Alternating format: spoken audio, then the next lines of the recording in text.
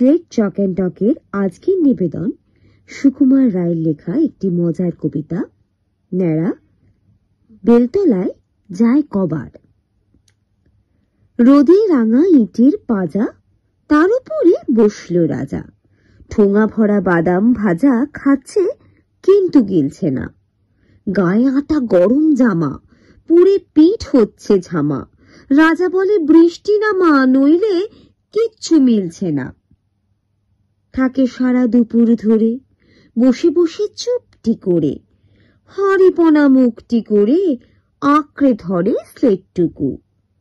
ঘেমে ঘেমে উঠছে ভিজে, ভেবা চাকা একলা নিজে।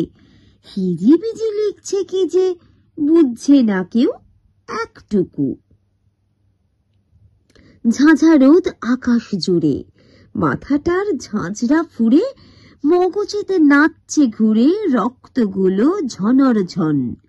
ঠাটা পড়া দুপুর দিনে রাজা বলে আর বাঁচিনে, ছুটে আর বরফ কিনে করছে কেমন গা ছনছন। সবে বলে হায় কি হলো, রাজা বুঝি ভেবেই মলো। ওগো রাজা মুখটি খোলো, কও না ইহার কারণ কি। রাঙা মুখ পানসে যেন, তেলে ভাজা আমসি হেন। রাজা এত ঘামছে কেন, শুনতে মোদের বারণ কি। রাজা বলে কেই বা শোনে, যে কথাটা ঘুরছে মনে। মগজের নানান কোণে আনছে টেনে বাইরে তাই। সে কথাটি বলছি শোনো, যতই ভাবো ততই গোনো। নাহি তার জবাব কোনো কুল কিনারা, নাই রেহাই। লেখা আছে পুঁথির পাতে, ন্যাড়া যায় বেলতলাতে। নাহি কোনো সন্দেহ তাতে, কিন্তু প্রশ্ন কবার যায়।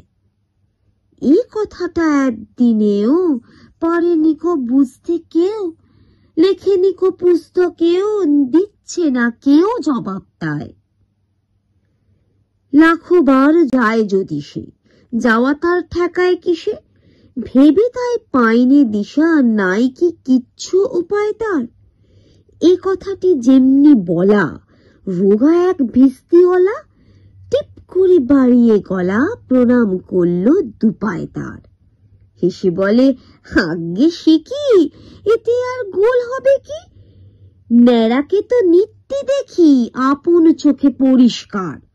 আমাদেরই বেলতলা যে, ন্যাড়া সেটা খেলতে আসে। হরে দরে হয়তো মাসে নিদিন পক্ষে 25 বার।